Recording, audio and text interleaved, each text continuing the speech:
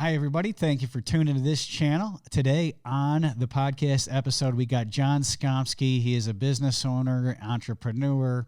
Also, he is a podcaster, and he started, I think, about a year and a half ago, a very successful podcast, and he's several episodes in. He's had best-selling authors on his podcast, talking about having guest John Acuff, who's written several best-selling books. He's also had Evan Carmichael. I know personally I've probably watched 100 of Evan Carmichael's videos on YouTube. And we compare this to being a pastor is very similar to being a small business owner, how to deal with stress management, things along that nature. Mostly we're going to dwell on podcasting. I know there's probably a lot of pastors out there that are kind of hemming and hawing about the idea of starting a podcast. If there's anything that we can help you with here, you can reach out to us at pastoralthoughtsmail@gmail.com. If you have any questions, I'll try to help you, try to be a blessing to you that way. Then also don't forget to visit pastorjack.org. I should be finishing up an article on why we can be thankful through trials and why we should be thankful for our trials. And so God bless you. Enjoy the episode. Hello, everybody. Welcome to the Pastoral Thoughts Podcast. This is your host, Jack Young. And today in studio, we got Brother John Skomski. Man, I remember I was trying to look you up, and I thought your name was Smonsky with an M. And I was like, man, I know I got this guy in my phone. And close. I tried enough, and I found his phone number. Praise the Lord. And connected with him. And so, Brother John, thanks for coming on the show today. And I knew you back before you were famous. See, I didn't know I was famous, so this is cool. Yeah, this is yeah. good. I'm now, famous. Now you know. Now I know. Now okay. you know. And so he's brother in Christ, and we have that common bond. And then I had some great conversations with him in the past, and I reached out to him because I knew he's got a lot of things that will benefit people, a lot of things will be very helpful. And then also he started a podcast himself. How long ago?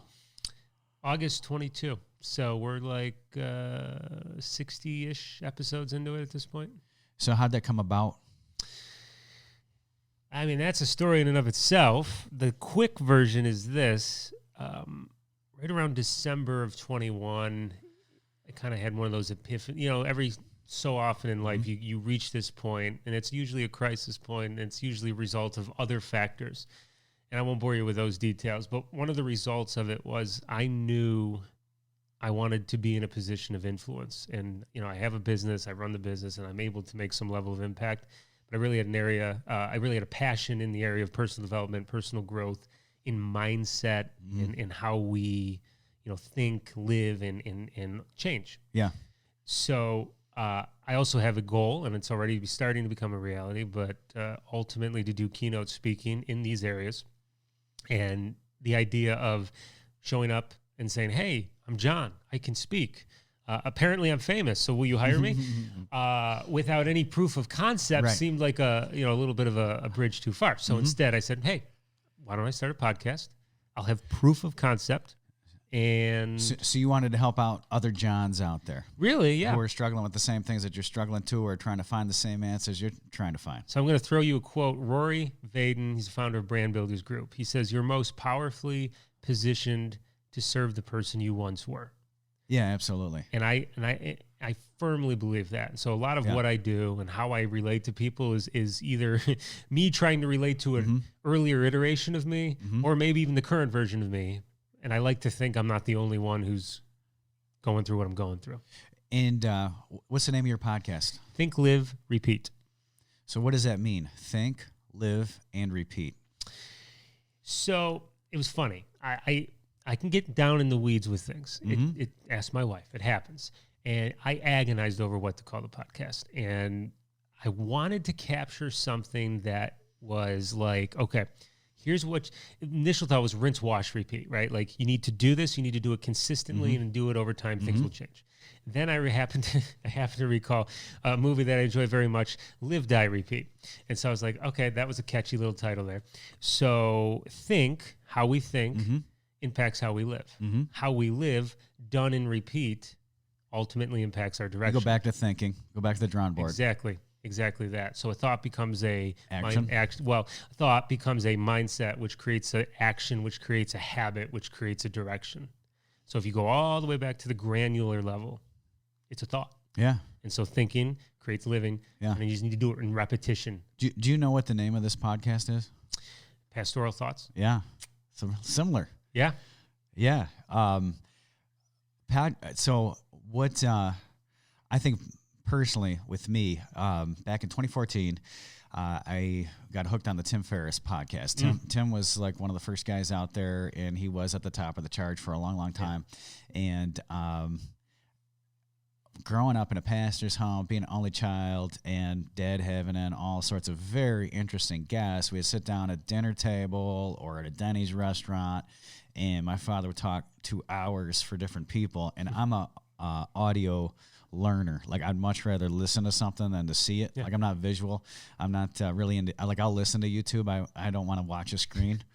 And so listening to these fascinating conversations from a kid is really something I've enjoyed.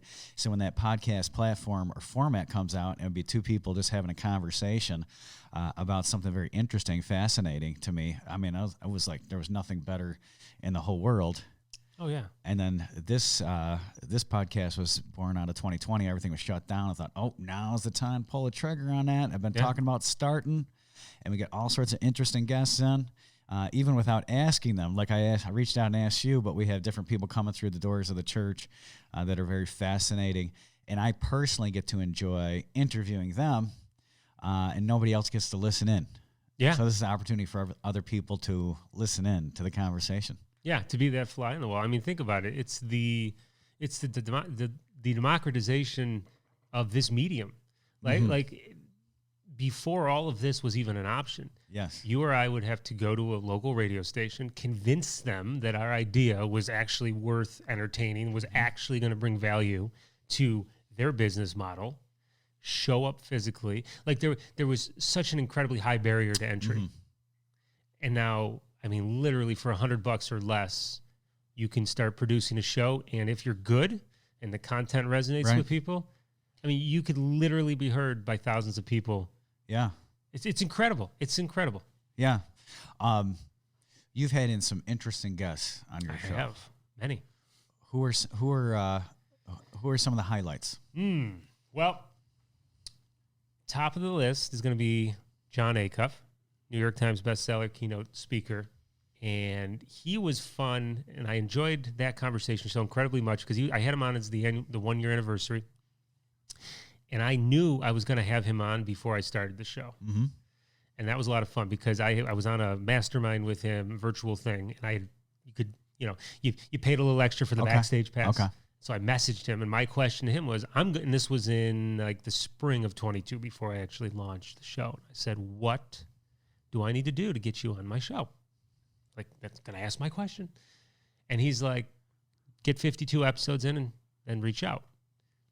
Because, he figures, statistically speaking, most shows that start die. Sure. So I have a guest on in the fall of 22 who happens to be from Nashville, where John Acuff's from, who knows John personally. And I was telling him the story. He's like, look, man, when you get close, I'll text John. We'll make this happen. Wow. I was like, yes. And so we get close. I happen to be listening to John's podcast. This is the spring of this year, and he's supposed to be gone for like a month right around the time I was going to reach out to him. So long story short, I reached out. Grant, who was another guest, mutual friend, made the connection, and it happened. Mid-June, I'm talking to this guy who it was just so incredibly gratifying because I had gone through, I'd edited all my show, all the episodes, did all the promotion, did all the guesting. I'd done this, and that was just like the consummation of a goal. So that was a lot of fun. Oh, man. It was a lot of fun. It was very gratifying. Other guests, I mean, oh gosh, I've had Alec Ingold. He's the current starting fullback for Miami Dolphins. That was a lot of fun. Wow. I'm in my 30s, so he's in his 20s. Like, he's younger than me. It's really weird talking to pro athletes because you get this idea that they're like, and you're like some old and wise person. Yeah. It's like, you're 25. Like, what? Yeah. So he wrote an amazing book. It's like something you can read in an afternoon. And I think it's called the Crucible. Believer in Christ, and just a tremendous. It's like he's lived 20 more years than he actually has, in the amount of wisdom he's had in a short time. Great conversation. Yeah, those guys are amazing. In the pressure that are on those guys, I remember recently watching a documentary on Christian Leitner, which, for most, like, who is that? But he's a Duke star for Duke University way back in the day, and he had impact on me because I was playing high school ball at the time that he was a star. But here he is, 22 years old, and Krzyzewski, their tie ball game, or maybe they're down by 1 point. It is the for the championship. Leitner, here, 22-year-old, 40,000 people like cheering there, watching you, 40,000 eyes on you. Coach, give me the ball. I can make the shot. Like, the amount of confidence. Oh, yeah. At 22 years, I would be crushed, shaking underneath that pressure. Yeah. So they have a unique understanding in the mindset that most other professions, I think law enforcement, I think pro athletes, there's this connection, there's this common thread, understanding the importance of mindset, and it allows them to level up and do things that to an normal untrained people. mind. Yeah, we have it. It's there. It's just not tapped. It's not trained. It's not honed.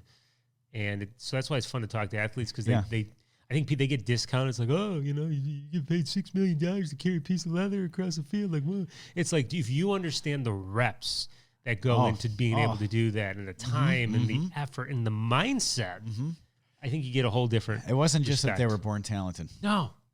They had the X factor, something in there. Some of them, but look, Brady was a 6-string. Was he like born incredibly talented? No, I think he worked his off. Yeah, absolutely. Anybody else come to mind? A highlight? It was funny. I know all of them been probably awesome. Yeah, if anyone who's listening has been on my show, forgive me. What do you think that you have, like, what has it done for you personally, being able to pick the brains of these super geniuses? It's done a lot. And this is something I would tell anyone who's considering starting a podcast. Whatever field you want it to be in, expertise, whatever, it doesn't matter. You need to view this, at least the first year, as like, this is your ability to talk to people and have a private conversation. Whereas if you were going to ask them if you were going to hire them for an hour, you like collectively, if you have 52 episodes, 52 conversations, if you paid them their going rate, you'd be 6 to 7 figures, 6 to 7 figures, like no lie. Yeah. But you say, hey, you wrote a book, and I'd like to learn more and give you a platform to share with my, albeit small, audience. Yeah. Free all day long. Isn't that amazing? It's incredible. So how come your podcast has made it more than 52 episodes? Why? Well, I am driven. Okay. So just from the standpoint of, I had made a commitment to do 52 episodes. I wanted to do it a year. I wanted to outlast all of the other people that like start and stop. Just go on Apple, go on Spotify, and there's like a bunch of zombie podcasts. It's easy to start a podcast. Oh, it's easy. Yeah. You'll know because most of their has like 2020 or 2021 is the last updated. You know, it was a COVID podcast, right? Yeah. So personally, it was just like, I'm going to do this. I want to do this. And then if at the end I hate it, then I'll stop. Okay. And I will have a year. And these people I met are incredible. Yeah. But I quickly found out the more I did it, the more I liked it, and I knew I wasn't going to stop. And so there was a passion and an enjoyment there. Is it a lot of work for you? I mean, if you were having John Acuff on your show, I mean, you must have been a little nervous about that, and there's probably a lot of show prep. I mean, going back, maybe reading his book, listening to him on podcasts, getting a feel for who he is, writing down questions. Is there a lot of show prep? Him specifically, I really wanted to show up and try to like impress him a little bit. Not that John was impressed, but I wanted to try. Yes. But so there's two things. I'll answer that two ways. One way is I hate rehearsed interviews. I won't listen to them unless I have to. So I do not create I'll give a basic framework. Yeah. But I'm not going to create this. Here's our next agenda for 45 minutes. I'm the same way. And I know. Because you miss this. Yeah. So there's, to that extent, I don't have to create. I would say more work is reading through the books ahead of time, or at least skimming them or getting familiar with them. The person. Yep. Yeah. And then the post show, doing the notes and the editing and stuff, which I get it. You can outsource that, and I guess I'm a little cheap. But do you enjoy that? The post the show prep? The show prep? The post work. No, the post work, no, I don't. That's misery. The show prep, I do. Fortunately, I've got staff. Yeah, that helps. I'll have to try that one sometime. of these days. Yeah, one of these days. You'll say, Jamie, bring that up on a screen. Yeah, exactly that. Exactly. Go ahead and do this. Yeah, I do enjoy the show prep. It gets, candidly, it can get tedious, especially if I record, a couple in a week. Yeah. And I'm just like, I'm running my business and I'm, father and husband or all these things. Okay, so I know you a little bit. So you have like a priorities list that you keep somewhere that you look at? Mental, yeah. I'm not as organized enough to like write it down, but yeah. Man. Yeah. Things are these guys getting real, real, brother. With that, brother. Yeah. Podcast, where does that rank in regards to your business or even like holistically with your whole life? I mean, where does that rank with you? So, I'm 60-something episodes into it, and I haven't missed a week. So clearly, there's so never been, there has not been one missed week, and that was important to me. Okay. And now I'm on this kick where I just want to see how long I can take it. Like, I need surgery or something, there'll be some missed weeks, whatever. But how many hours is an episode? Would you say? I mean, with all the front work and the recording, and then all the post work after it's done, how long does that take you? And I would include post work because I then create clips, share them on socials and that too. Yeah, that's cool. So between probably per episode, on average, 3-ish hours, 3.5. That's not bad. 4 tops. For everything?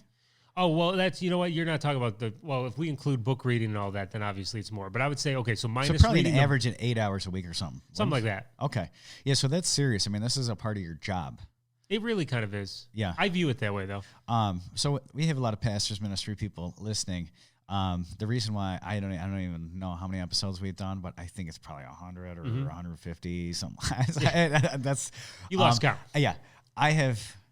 This is kind of on the back burner, so it's not a priority at all for my job. It's kind of like catch basin for interesting conversations with interesting people. A lot of times my front work is just like, we ate lunch together, kind of synced up, talk just about whatever. Yep. We didn't talk about even what we're going to talk about on the podcast. We're just kind of what I call syncing up, and then I record it. I do very little editing. Like, I know that it's amazing how many people in the ministry are nervous about what they say. I always say, hey, I'm there to make you look good. There's no gotcha questions. If you don't look good, it's my fault. If there's anything you want to take out of the podcast, we can. But very rarely do we do any editing. There's no clips. It's long form. My thing is like, I'm just gonna ask John interesting questions that I want to know the answer to. Yeah. And if anybody else out there wants to tune in, that's fine. If you don't like it, go someplace else. Yeah, there's lots of other podcasts. Yes. So I wouldn't be I don't have that format for, let's say, preaching here on Sunday. That's going to have a higher thing. But for you personally, podcast is part of your platform, your business, your public face, what you'd like to do in the future as far as speaking and all these things. Yeah. It's in Canada. It's not. You can listen to the show. There's no ads. I haven't monetized it. Yeah. And that's really not why I'm doing it. It's proof of concept. It's a connector. My currency has been connections. That's how I've monetized it. The people I've connected with, the connections I've made, stuff that has happened as a result directly of what I'm doing here.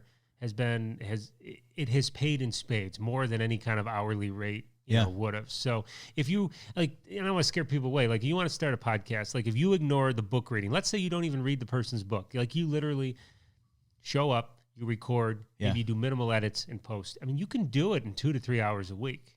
Yeah. Like, I've had guests who don't have books. Those are always easy because there's like no show prep. Right. It's a piece of cake. Like, those weeks will be 2 or 3, 4 hours. Yeah. So, but it also depends on, you got to ask yourself, is this something I would listen to? That's right. It sounds like a dumb, obvious question. Yeah. But truly, think of what something you listen to. Something that I would enjoy. Is this going to make me want to tune in and show up? Yeah. Yeah. Because, absolutely. I'll stumble on podcasts all the time. Myself personally, like, I usually, again, back for show prep, for whoever's listening, you're thinking about starting a podcast on the side. I am not flippant about like if there was some guy, you know, I've done preachers and we've offered their books, and yeah, I will go through their book and there will be highlights, and I will take one of these notepads right here and have little jots, and a lot of times I don't end up even using that. We're just having a conversation. Naturally, questions come to my mind, but to me, it's all part of the process, and it really helps me grow personally. I'm getting to know this person through their book, and then we get to pick their brain one-on-one, and it's something to me that is very highly beneficial to myself and then whoever else wants to tune in. Oh, I agree. Okay, so I got a good question for you, and and then we'll move on from podcasting. And if you're out there and you're a pastor, I do get emails from a lot of different people in ministries, or what. If anybody starting a podcast, you want to ask me a question, pastorthoughtsmail@gmail.com, and I'll try to help you with any equipment and all that other boring stuff, how we do that. But how do you get all these interesting guests on your podcast? That's what I want to know. So I'm a bit of a podcast nut myself. Okay. So a lot of times I will hear a guest on another show, and they become like a target. They're on my hit list. All right. And from there, I immediately think, okay, who's connected to who? Because this world is very interconnected. Like, at least the world, the space that I'm in, personal development, mindset, entrepreneurship, there's a lot of commonalities. There's a lot of through lines where you can quickly connect the dots. So I'm looking at, okay, I want so-and-so. Who do they know? Who's someone they had on their podcast already? Whose podcast did they go on? You just do some digging. 30 minutes, you'll be able to see some common some options. Then from there, I just, I can't tell you how many times I've reached out. Do you have a list somewhere that you have, like headhunting all these guys? I do, kind of. It goes in ebbs and flows. Like, there'll be 4 or 5. Right now, currently, I have a few that I've been chasing down for a while, but other times I'll have, these are the 5 I want, and then I'll get 3 of the 4. Some that won't even respond. Are you scheduled out for how long? So currently, I've got 4 conversations already on the calendar, and another 3 or 4 that have been recorded and not released. Okay. So my goal is no less than a monthly. I don't want to be going week to week, because if I get sick, I got to travel, something comes up to business, I don't want to be So you find out who you want, and see what shows they've been on. Yep. And see if they know somebody that you know. Yep. And then what happens next? If they do, I'm going to name drop. And there's nothing wrong with name dropping. Right. At all. The people, I don't want to name, that's the point. Yes. So-and-so was on my show, and they said that you're an awesome guest, and encouraged me to reach out to you. Yeah. Love to have you on. That gives a level of legitimacy, especially when you're starting out. But I mean, I've been a little bit on the bold side. I'll just DM people. So I'll go to their Instagram page, LinkedIn, wherever, and I'll just say, hey. And I always use the word open-minded, because studies have shown people want to be considered open-minded. Would you be open? So here's the show. I pick something that they have either said or done or written that would really connect well. And it's not like, oh, you're so awesome, my guest would love you. It's like, I've heard you talk about, business culture, and that conversation you had in so-and-so show is really impactful. My audience would really like that. And here's what we'd like to do. I'd like to give you a platform. Would you be open-minded to joining? And then I'll follow up a few times. And if I don't get anything, I move on. I'll come back in 6 months or something. But you'd be like I said, you'd have to pay these people tens of thousands of dollars to consult. I've been amazed at how open-minded people are to come on to a mic, virtually, in person, whatever, and just talk. It's incredible. And over the microphone, they will give you the goods. Yeah, they're giving you what people pay thousands of dollars to hear them say at some sort of exclusive conference or some sort of summit. I have had guests who I know their speaking fees are $30,000 and $40,000. Think about that. You give a keynote, that's like an hour and a half. Yeah. And so these are phone-in guests. Yeah, so I use Riverside.fm as a recording software. Not a sponsor. Suppose it should be. And so it's webcam and mics. Okay. And we, show that up, is hit awesome. Record, and it's better than Zoom. A lot of shows do that. I mean, big shows. Yeah, they do. You'll just see a split screen. Yeah. And one's talking into his computer, you're talking into your computer, and you're talking. What kind of desk setup do you have? Or The desk is awful. It's some cheap thing I bought. But for let's see, my birthday a couple years ago, my wife's more handy around the house than I am. I can admit it. I'm comfortable in that at this point. So for my part of my birthday present, she finished two. So we had the walls done, but it was just like raw drywall. So she finished it, sealed it, painted it, put up acoustic paneling, did some decorations. And so I have this little corner in the basement where on the other sides of the wall, you have a treadmill and the circuit breaker box and all that, and it's unfinished. But from the view of the camera onto me, it looks like I'm in a little recording. Got some ambient lighting and all this. It's a nice little space. That's cool. Yeah, I hadn't seen that visually. And so your podcast is primarily for business. You know, that's interesting. Would you consider it business, or would you consider it self-help? It's evolving, is what I'd say. I launched it as self-help. Okay. It is evolving into blending personal development with entrepreneurship. Okay. I'm catering, and this is another thing. It's okay to find your voice as you go along. So I could have sat there and think, do I want a personal development or do I want that's a tough thing if you're doing a podcast. I mean, are you like hunting, but do you want a podcast exclusively about hunting? Because you might also want to do one about fishing. Right. You might want to do one about vacation spots or whatever. So you have to be careful if you're starting a podcast that you don't put yourself in a box. Yes, I would agree. You can niche down in time. I would start general enough, so just do outdoors if you want to do hunting. Yeah. Then you can do fishing, boating, whatever.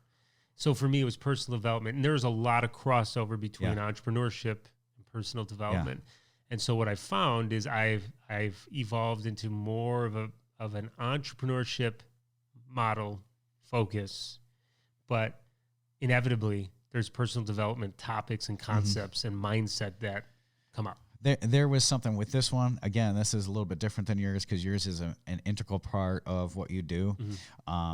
This one's just kind of catch basin for stuff that I'm interested in.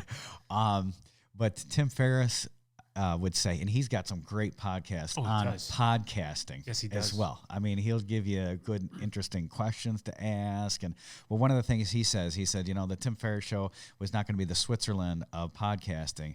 So there's a lot of show, and that's true because a lot of times I don't listen to Tim because he's interviewing some like multi-billionaire in angel investing. And like I don't even know what they're talking about.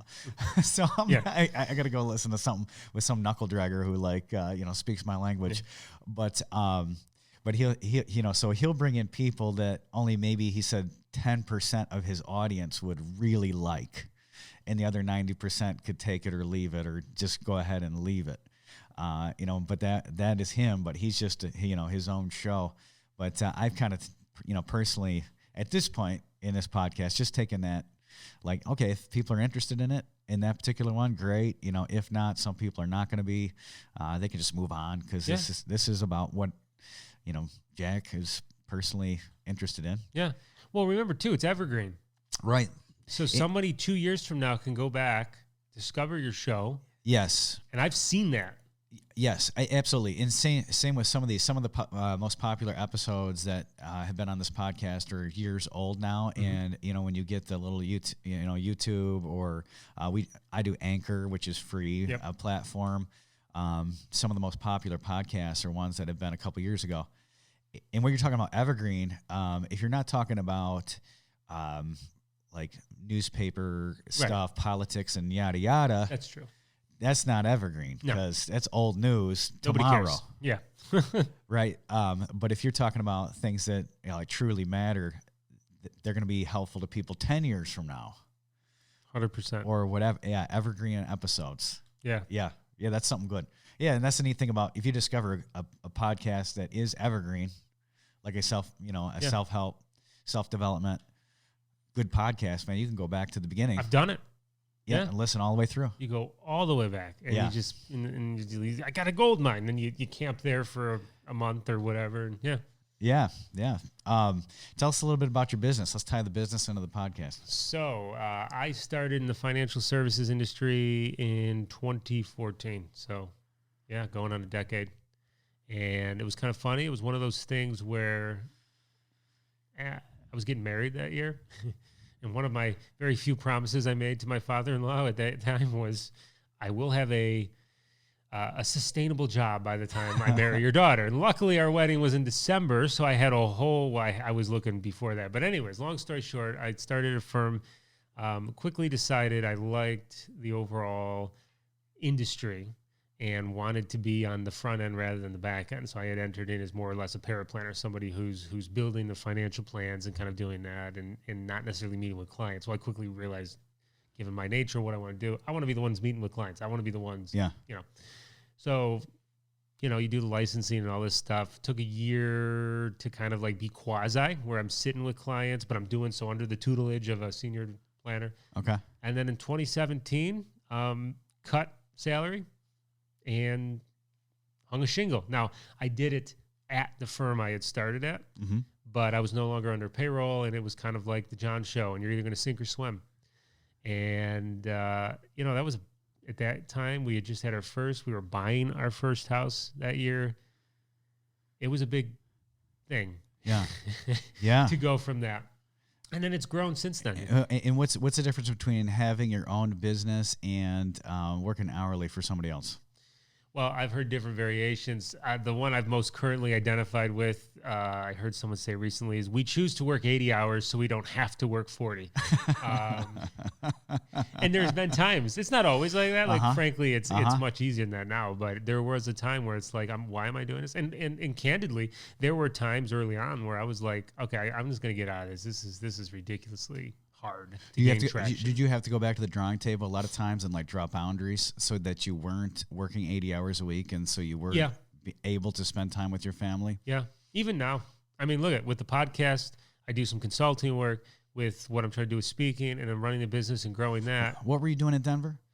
That was that was a conference for a broker dealer. It was just an annual convention, but I've done some speaking in earlier, through the summer, emceeing some events. And it all takes time. And, we got kids and I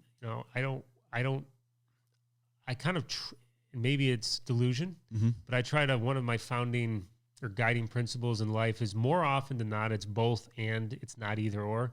I don't believe you have to you can either be a good husband or be a good businessman. Like, and if you're in whatever you do more of, the other one's going to suffer. Like, there are ways to optimize and do both. Yeah, absolutely. That being said, harmony or balance, whatever you want to call it, is not always easily achieved. Right.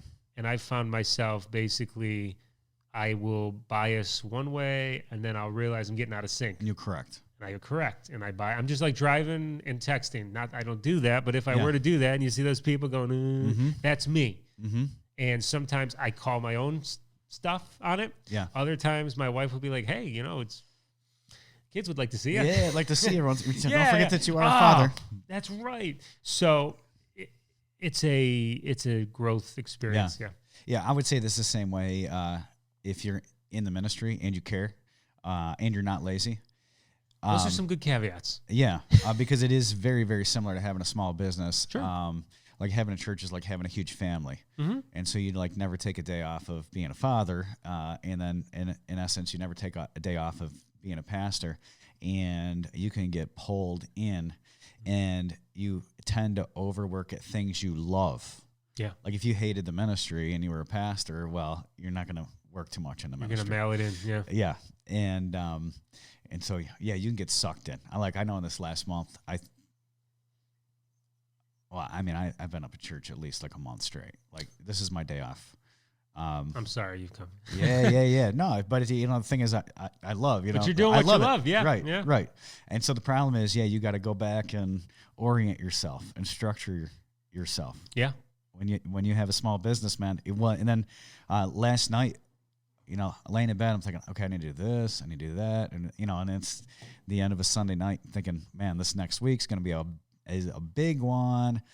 And I almost got up out of bed about 12:30 and started writing stuff down about stuff that need to be taken care of. I thought, nah, forget about it. I'll try to remember it in the morning. Hey man, that's what I was doing at midnight last night. I could show you my phone. I was emailing myself ideas of some project that I'm working on right now, and it's if your nature is such that you are given to excess, good or bad, that is a double-edged. I'm learning this as myself. I am given, I can be given to excess, good or bad. Mm-hmm. I can throw myself into my business and achieve something that I'm like, wow. Or I can just not even bother trying and just be completely it doesn't matter, who cares? And it's so extremes. So what have you learned from the masters in regards to this? Because you have interviewed very high performers who, perfectionists, people who strive for excellence.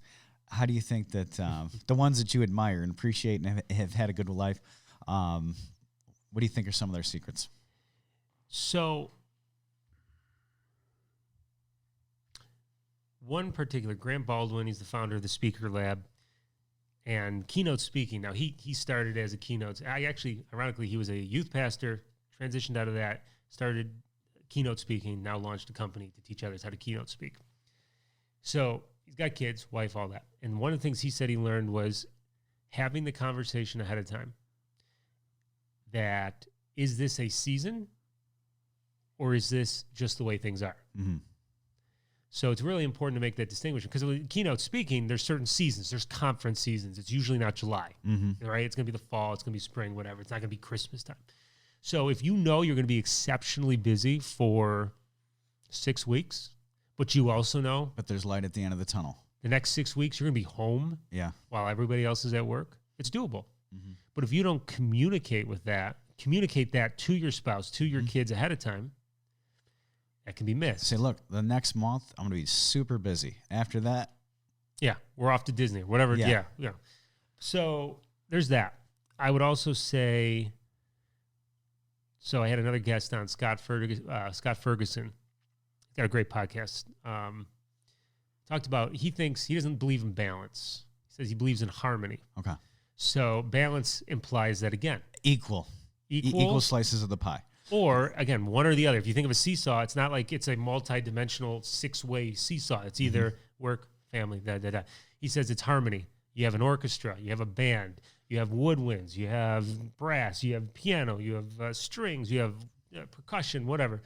And a symphony is based on everything in harmony. So you have many components, but they're all optimizing for each other. You get into a song and all you hear is the flutes over everything else, it's going to be out of whack. So going more for looking at it as, how do I create harmony versus balance? And also realizing, giving yourself the runway to learn. I mean, John Acuff talked about this. He talks about this in his most recent book. He's like, I felt like I was late. I missed my 30s and my 40s. He's like, I'm showing up late to my 50s. He's in his 50s now. And I thought that was fascinating because I'm looking at him from the outside. I'm thinking, John, multiple New York Times bestselling author. Model of perfection. Yeah, what are you talking about? And it wasn't, and I kept trying to corner him on this. Okay, what was the thing? That lightning moment. He's like, there was no lightning moment. He's like, it's like a flock of geese. It was like a flock of ahas that had taken place over a decade. That he started to get, okay, this is the direction. Okay, my wife's not going to be happy if I'm gone, 28 out of 29 days of the month or 30 days of the month. I'm going to be a terrible father. This whole hustle culture where you got to get up and do a cold plunge at 3 a.m. with your, for an hour. And he's like, if you're doing that, I'm pretty sure your wife's going to be miserable and hate you forever. So it's understanding you have your own journey to live. And it's an experience, and there's going to be adjustments, and stop saying, okay, when I arrive. There is no arriving. No. You arrive when you're dead. Right. So it's a journey, so make it about the journey. Now, I say this authoritatively, I know what I'm talking about. I know it to be true, but some days it's the most powerful struggle is how to actually live that out. Sure. What do a lot of these guys do? I mean, I know personally, I am a big proponent of journaling and calendaring. I've got something that I look at every single week that tells me what my priorities are. I think of the 80-20 rule, the one big thing. What's the one big thing? If you only had one thing to work on today, what would you work on? So you're asking yourselves these questions and then putting them down into paper. Then if it's down into paper, it's like, okay, now I have my boss. It's right there on the calendar. Is there any processes that you see that's a commonality among these folks? They write down. So and I don't know what the recent study, or a study, many studies show that people who write down their goals are statistically have a much higher likelihood of achieving them. Yeah. So the act of writing them. Yeah. You look at, now in your case, you talk about a team, and I do have a team with my practice, is do I have to do this? Do I have to be the one that has to do it? So you write it out, right? Delegate it? Delegate it. And a lot of the guests that I've had on who do have staff, who do have team, because it's an ability to, you have to have the right people on your team to have the confidence that you can hand something to them and know they'll do it better than you, because that's the point. Or saying they can't do it as good as me, but I can't do it or I'm going to lose my sanity. Or that. I mean, that's better than losing your sanity. Yeah. So being able to delegate and decide, what do I need to do? Rory Vaden, tossing his name around a lot, big fan of his. He wrote a book called Procrastinate on Purpose. Okay. And one of the concepts he talks about is creative avoidance. And it's where we've written what we know what we got to do, but I'm going to do things because I don't want to do the thing. Because I'm such a perfectionist that I can't. Yeah, I can't broach that. Well, perfectionism, another thing. Perfectionism is the enemy of action. Yeah. If it has to be perfect, you won't do it. You got to just do it. Yeah. So that's another thing, that commonality, but also being busy because you don't want to do the thing, so you do little things.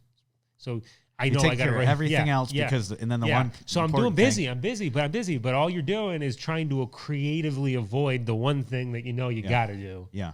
And so a lot of guests I've talked to have learned how to train and discipline themselves to do the thing. And a lot of times the one thing that's so important, let's say preparation for a podcast for you or sermon preparation. A lot of guys are sitting around waiting for inspiration.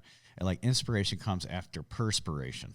I agree. Like action is the antidote to anxiety. We'll sit and worry about the sermon I have to prepare instead of just getting out the Bible, the commentaries, the blank notebook, and just doing the hard work, and then the inspiration will come. Yeah, my dad always says you can't steer a parked car. If you're waiting for that light bulb moment, once in a while it might come. But like 80% of the time, you're going to come up short. Yeah. Start writing, then get inspired. Start speaking, then get inspired. Start exercise, like fill in the blank. Yeah. So let's talk about bringing everything into balance, because you grew up in Christianity, and we can sometimes see in Christian circles, like for instance, we're a trichotomy, we're spirit, soul, and the body, and that's the order that the Bible puts those things in.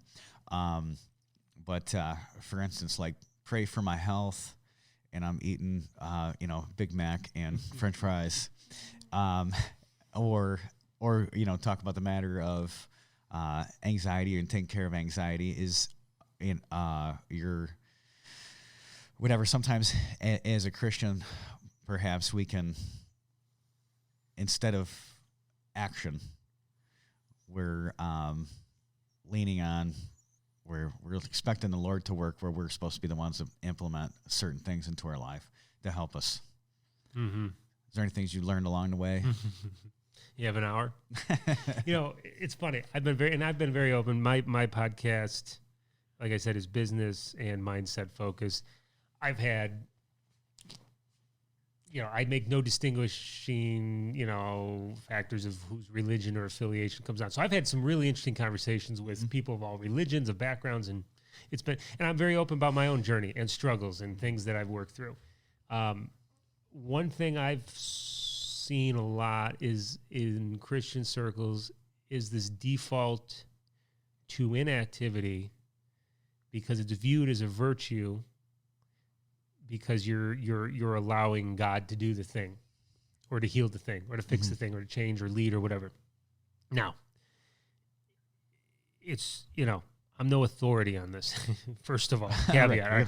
I'll default to you. This is the pastoral thoughts. You're not a psychologist, right? No, this is just, me bumbling through and trying to figure this out. Is I get, and maybe part of his personality, that for a long time drove me nuts. It's like, God's not going to fix that. God's not going to get you in shape if you won't get off your butt and stop eating garbage. Like, right. I'm going to start this one day. Well, then start it. Well, I'm waiting for God to lead. To do what? What do you want? Handwriting on the wall? Like, now, I have gone too far the other way where I'll just self-reliant. Let's do it.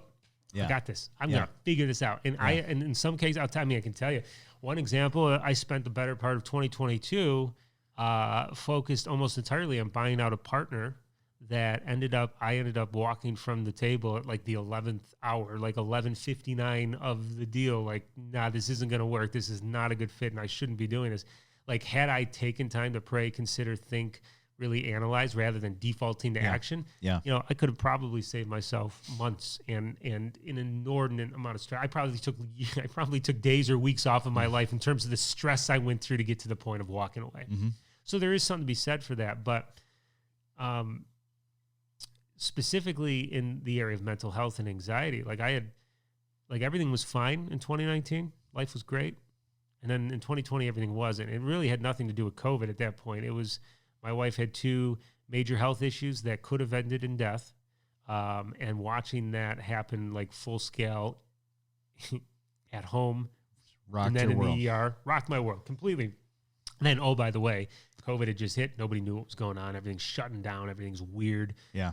My business, financial services, markets didn't do great in 2020 for that first quarter there, so that tanked. So I'm watching my business tank. I'm like, am I going to lose my wife? We got 2 young kids. Like, what the heck's going on? And so I'm eating dinner a week later from the time my wife was hospitalized, the second time, a week later, sitting eating dinner. And I'm like, I'm going to pass out. I'm literally full scale going to pass out right now. So I'm shaking. Yeah. I'm red. I'm sweating. The room's getting real loud, and I feel like I'm tripping in and out and whatever. And I'm like trying to tell my wife, like, call an ambulance. I'm having a heart attack. Like, I'm having a heart attack. Yeah. Get to the ambulance. I get my, the neighbors are probably thinking, what's going on there? There's like an ambulance here every few. So I get my ambulance ride to the ER, and they check me up, they hook me up and all this stuff. And, Panic attack. Oh, yeah. And I used to think panic attack was like you're nervous or you're scared. And it's like they call it a panic attack because panic is a very specific word. It invokes a sense of like, I am going to die. I'm panicking. Yeah. I'm not scared. I'm panicking. And there's a reason they call it that because that's what you think of. I was convinced in that moment I was dying. It was a heart attack. Like all the symptoms. Did you recognize before that happened that you were having a problem with anxiety? No. Okay, because there's a fellow I look up to. I've been to his conferences a bunch of times. Paul Chappell. He's got a book, Stewarding Life, and it starts off with an illustration similar to yours. He was, days and days and days and days. I mean, he's, I'm sure. I mean, the guy's a machine. I think he would have been a multi-millionaire if he wasn't a pastor. I mean, just an amazing guy. The facilities and the church buildings and the campuses and all the people he's been able to organize. And so he was at a fundraiser for one of the new buildings or whatever. And it was like this, whatever, 7th night in a row with different group. And he had a heart attack in front of everybody, grabbing his chest, thought he was going to die. No heart attack. Panic attack right there. And really that book, Stewarding Life, is talking about how he had to rearrange his life going forward from that point. It feels a lot, and it's just speaking from my own experience, it's a lot like rebuilding. At the worst part of it, I struggled driving. Like I would immediately, my heart, like this is something, like all the stuff I would normally do and not even think. Yeah. I'm thinking about how I breathe, and am I breathing the right way? Am I breathing too quickly? Why is my heart rate up? Well, that's a self-fulfilling prophecy because now you're raising your heart rate, spinning out of control. Like I'm driving and I'm starting to panic. Like, why do I feel it? Like, so literally like from 2020 through 2021 was kind of this rebuild process. Now, hindsight, there were a bunch of cracks surfacing along the way. Well before that. There was warning signs when you were looking back. But you didn't see him going through it. I just was barreling ahead. And I'm better for it. I have way more empathy. Yeah. And I'm glad that I experienced it. Even to this day, I have to watch. Now I know the symptoms and I know what starts, so I can get ahead of it. Okay. And I can, So what are some things that you have learned and implemented in your life from that point going forward that have helped? So this is maybe where my fascination with mindset really kicked in, because I realized that it starts oftentimes with some kind of stimulus, right? Like it's something you hear, something you feel, like your heart skips a beat, but it creates that kind of weird pit in your stomach for a second, and then you think, what's going on? Am I dying? Like, so there's some kind of, you're presented with a stimulus. Then it's like, okay, now what do you do? And that's where the mind kicks in. That fight or flight. You know, I think the amygdala, where you're starting to pump cortisol levels. You're like, this is worse. Yeah. This is the worst case scenario. Run from the saber-toothed tiger. Yeah, exactly. Yeah. And so for a while now, the problem was I hadn't developed good thinking skills, and that was one of the things where I could have, in hindsight, I could see these cracks. I didn't see it at the time. I was very weak-minded. I didn't have a mental toughness. I would just succumb to whatever the thing was. However the Spirit led, quote unquote. So whatever. Or just like, oh, this isn't working out well, so I'm just going to tank because I'm depressed because this is awful. Because it's like you didn't even take time to.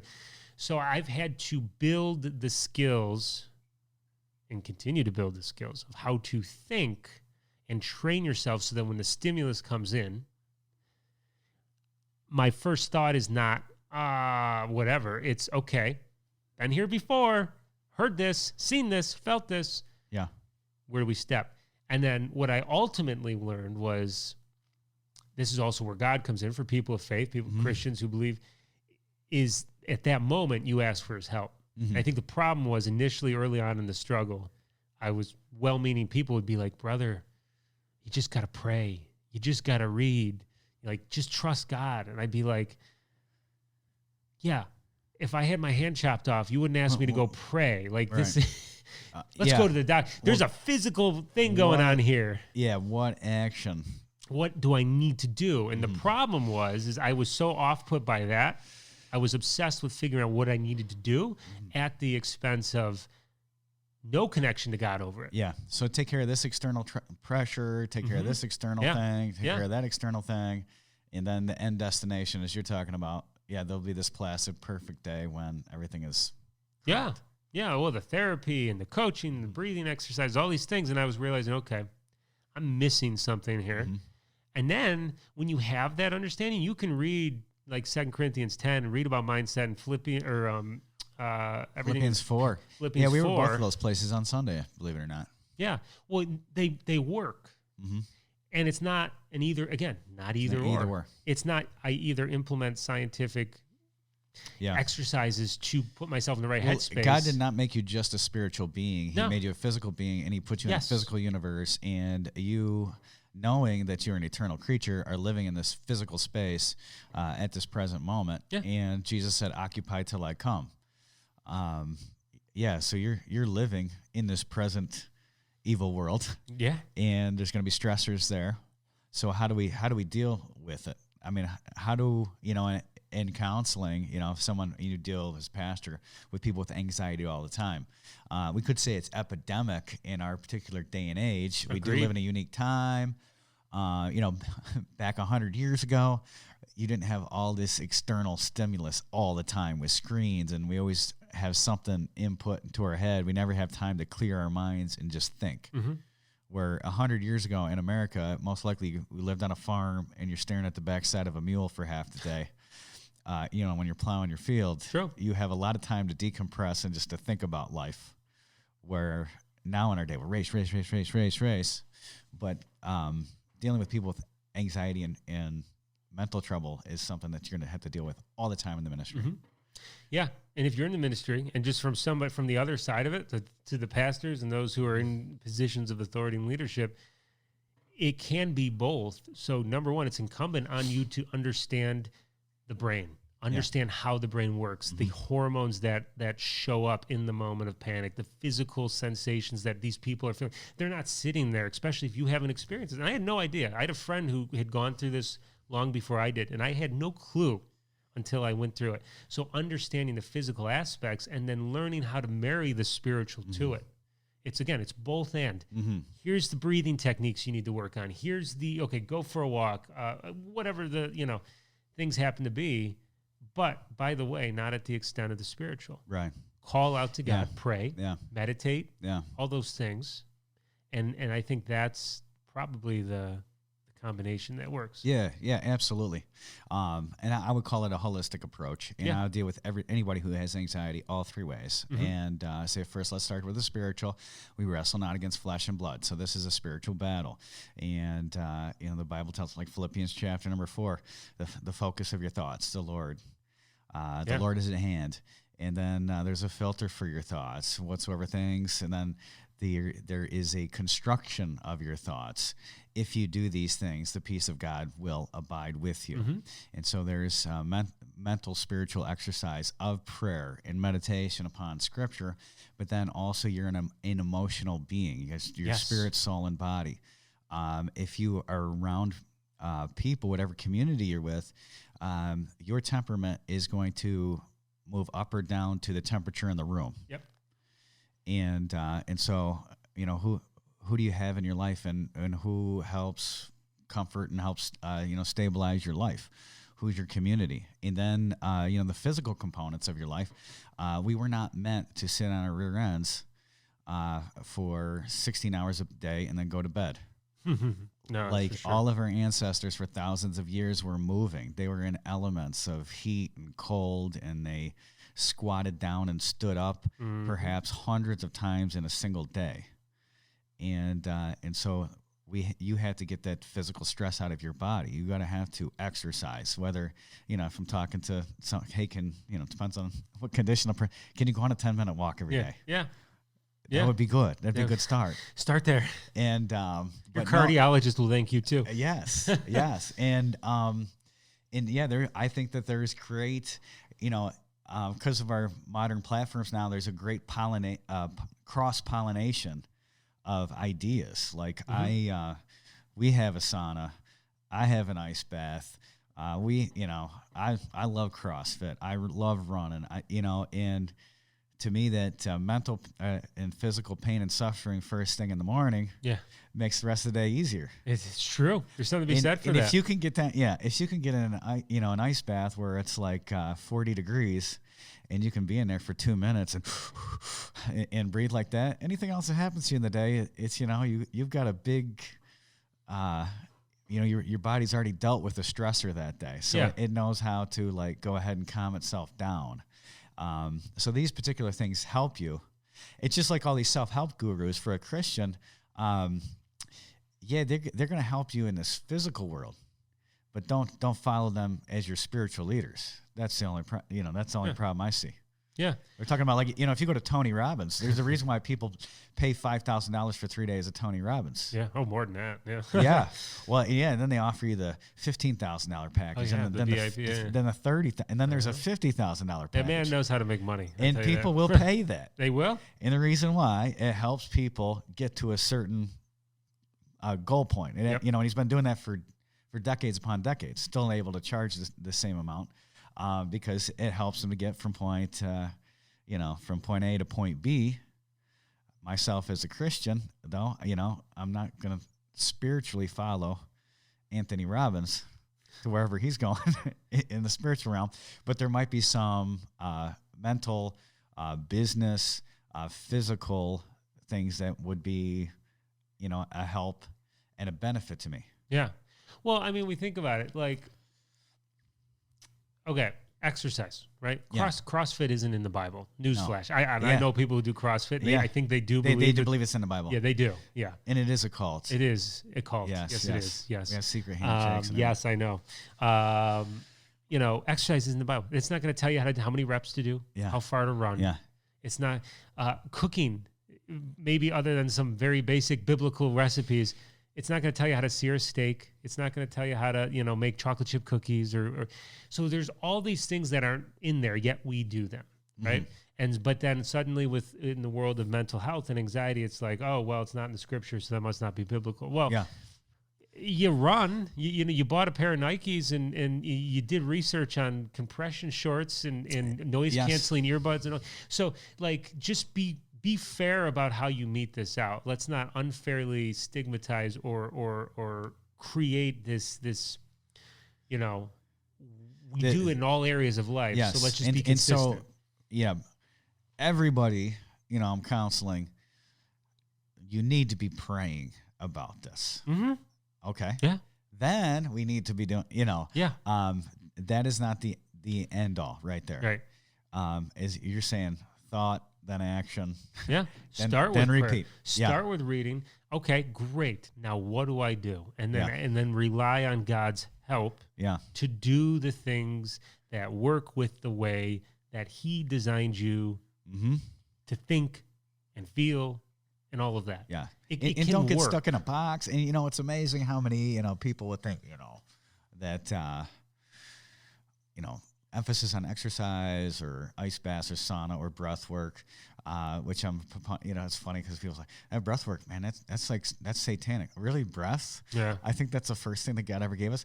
And then you're going to go to a doctor because you're feeling down. Exercise is 1.5 times more helpful to depression than pills or counseling.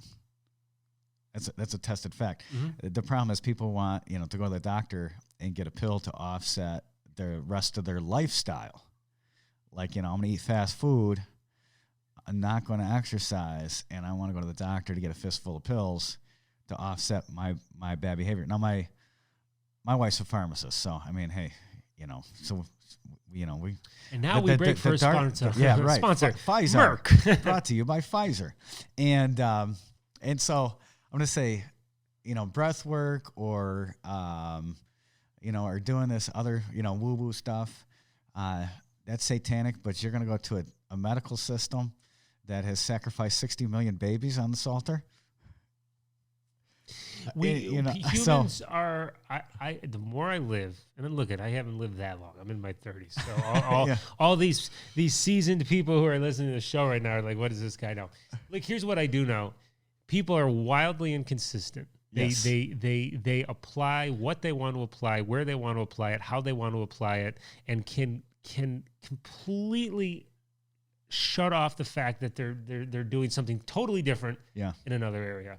People love to get out of balance. We are at our very core out of balance and or harmony or whatever you want to call it. And our bias is to just one way or the other way, and we're wildly inconsistent. Mm-hmm. And then we create identities around what we believe and tie our identities and our culture and our community to it. And then you go after that, and you even just question it, and then suddenly it's like, wow, and then it becomes a personal attack. It's like, well, I'm just asking a question, man. Like, right. Yeah. I always say this, I want to be inside the book, but outside the box. And a lot of society wants to put you in their own box, but as long as it's not contradicting what I see from Holy Scripture, I'm going to look into the value of such a thing. Yeah. And then also even, you're in self-help and personal growth.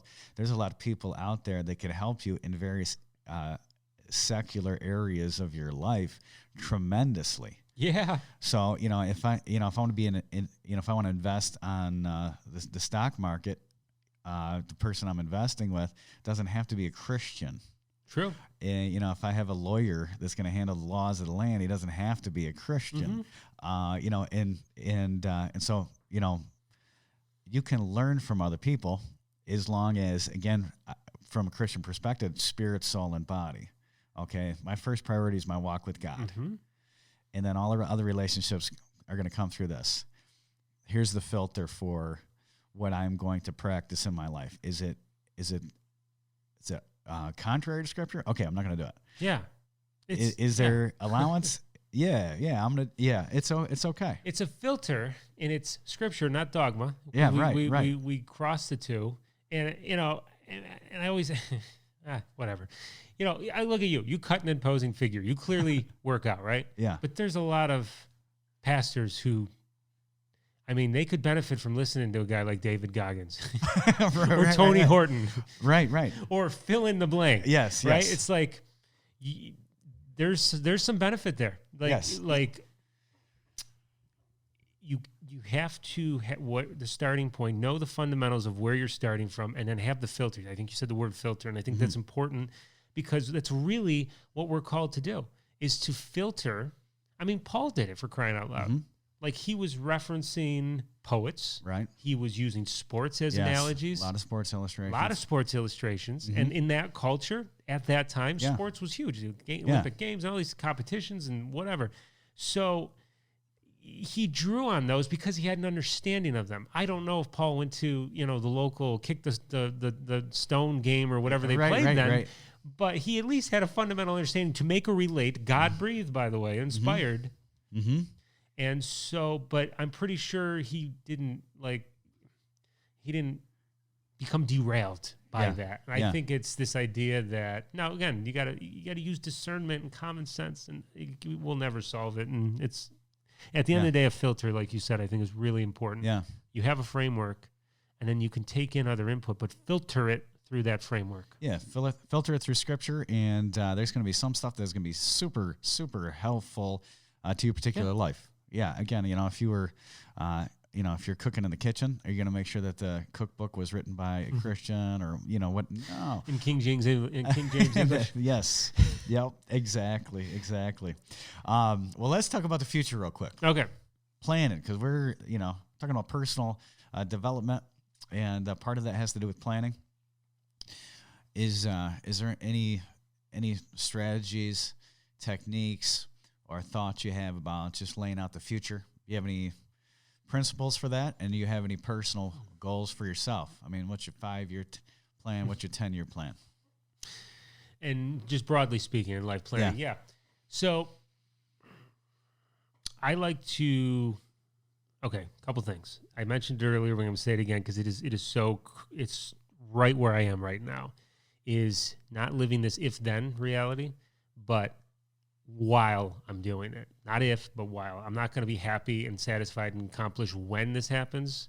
No, wrong answer. Enjoy the journey. You have to be finding meaning in the doing of it, in the practice. Craig Rochelle talks a lot about training. We're not trying, we're training. Mm-hmm. And it's not like, and I think in his example in the book, he talks about he did jujitsu for a number of years, started in his 50s.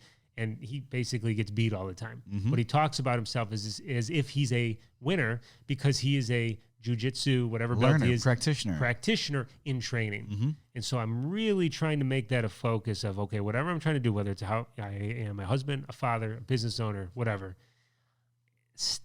get out of this if-then reality of I'll be happy when. No, because you're going to get there and you're not going to be. And Bible tells you that because it's just not the way God wired us. No, that's an illusion. It's an illusion. So number one is you look at the future, don't miss the present. Mm-hmm. And that's hard. Look at what you're doing and ask yourself, whatever you're doing now, doesn't matter, your habits, your lifestyle, your health, your physical fitness, your relationships, if you just keep doing what you're doing 5 years from now, you're going to be better for it or worse for it, right? If I'm not exercising at all, am I going to be better 5 years from now? No. If I'm not spending enough time with my kids, am I going to have better relationships when they're teenagers at that point? No. So in your career, do you hate what you're doing? So what's going to change 5 years from now? So we then think, okay, well, then I'm going to go change everything. Well, no, you don't necessarily change everything. What are the think of stacking. Mm-hmm. What are the activities, the mindsets, the habits, the things that you need to stack to get you to that point? Right. Let's say you don't walk into your job tomorrow and quit it because you don't like it. Yeah. There's this romantic, let's burn the ships and cut ties, and usually that works for guys who are in their 20s, who aren't married, who don't have kids, and who still live at home. Yeah. Those are typically the guys who are promoting that. Yeah. Just saying. Yeah, and they got the big safety net of mom's basement. Yeah, the big safety net of mom's basement. Or guys who somehow made it work, and then they retroactively look back and kind of romanticize, and they plot all these journeys. Yeah, for every one of those, there's 1,000 others that didn't work out that way. Yeah. So where do you want to be? If what you're doing now is not going to make the best possible way for you to get there, then start looking at what you need to change. And so for me, I want to be on stage. So tying into what I want to see doing, I want to be on stage speaking to people, right? And what I do in my financial planning practice, I enjoy, and I'm going to keep doing. But that's not getting me on stage in front of people. So what did I do? I started a podcast. And how many times have I gotten on stage since I've done 60-something episodes? A handful. Yeah. This is the long game. But I know if I keep doing, I have now connections across the country that have helped me get on stage and will continue to. So 5 years from now, And I could point back and be like, well, the podcast was one of those things. In every podcast episode was a rep. It was a rep. Practice run. One rep at a time. And exercise. And sometimes they're hard, and sometimes it's not fun. Well, and there's the 10,000 hour rule. Yeah. That, you have to do 10,000 hours of purposeful, meaningful work, meaning you're putting thought and energy into that 10,000 hours. You're not, just clocking in and mindlessly doing the 10,000 hours. Yeah. So that's what I would say. Yeah. Where do you want to be in your relationships, in your faith with God? Pick one area and then find out what's the first thing. In the old saying is you overestimate your year, but you underestimate your 5 years. Oh, yeah. You can, and that's very, very, very true. Yeah, I just heard that recently. Yeah. Yeah. We vastly underestimate what we can do in 10 years, but we overestimate what we got to do in 6 months. And I'm awful with this, by the way. You might enjoy what you're doing right now, but there might be the next level that you're working towards, or something's not right. Like right now, perhaps like with small children, you don't want to be gone. I don't want to be on the road 50 weeks. Yeah, you can't. But when they're grown or in college, so you just want to. You're trying to just give yourself the best possible and seeking God for it. So what is He put you here for a reason? How did He wire you? The Proverbs 3, is it 5 and 6? Trust in the Lord with all your heart and lean not your understanding. Acknowledge Him in all your ways. He will direct your steps. And I've leaned heavily into that verse because there's a lot of, you have to be comfortable with the uncertainty. I struggle with that because I want to know. Yeah. I'm a planner. Yeah, sure. I want to know what I'm doing next week, next month, next year, 5 years from now. I want the path. And when you try to change the trajectory of where you're on, there are so many times along the path where it's really cloudy. Well, at this point in your life, you're a content provider. And I would say the same thing for pastors and preachers that are listening, that you provide content to your congregation. And one of my mantras for myself personally is be kind to the future Jack. Yes. And so, I'm like a squirrel putting nuts away, in that big hollow tree. And so every sermon I preach, I'm going to make sure that when the future Jack looks at those notes, that he knows what present Jack is talking about. And then that I am building up a reservoir of good, helpful, biblical information for people. So like, when you're first starting into the ministry and you're in your 20s or 30s, and someone asks you to speak about marriage, you're going to the drawing board with a stack of marriage books and then you're looking up scripture and you're trying to develop. You're not, now if someone asks you to preach a marriage conference, there's stuff that I have done and then also stuff that I have learned from scripture, and I'm not going to be lazy and not prepare. But now I'm preparing from a place of, I'm 20 steps ahead of where I used to be, and I'm starting there in my preparation for whatever I'm going to be speaking on or whatever I'm going to be doing. And I look at the podcast the same way, is that I'm gleaning information and knowledge and wisdom from all these different people like yourself. And then also in the future, whatever I'm, 10 years from now, if I've been doing a podcast almost once a week, I think I'm going to have 3 podcasts this week. But I've already done hundreds and hundreds and hundreds of interviews. So if I ever needed to use a podcast as a platform, I already have so many reps in. Yeah. Proof of concept, practice, do consistently what others do occasionally. Yeah. Do consistently what others do. Consistency is the king. Consistency is king, because you will outlast. I don't care if it's business, whatever it happens to be. Consistency, because we are not consistent people, and people are not consistent. And if you are consistent, you get to rise to the top. Yeah. And I would say that it's the doing. So to your point, there's 2 things there. You talk about like giving the marriage talk, like when you first became the ministry versus now. Number one, you've been married for a while now. Yeah. 22 years. So you years. get to draw on that. Yeah. So that's one thing. Yeah. Which is tough, because that means some things are just going to have to be in the future. You will be a more help. I guarantee you giving a marriage conference now was more impactful and helpful to someone than it was 20 years ago. Doesn't mean you couldn't do it then. Yep. It just means that things get better as you continue to do it. The other thing too is, like in business specifically, like people get mad, like how can you charge this, or why do you charge this? You're not paying me for the hour that I'm sitting with you. Yeah. You're paying me for the last decade of showing up every day. Yeah, I heard R.C. Sproul say something one time. He was asked, he was at a meeting and one of the speakers couldn't make it. He's like, hey, can you speak on, he said, sure, well, give me 5 minutes.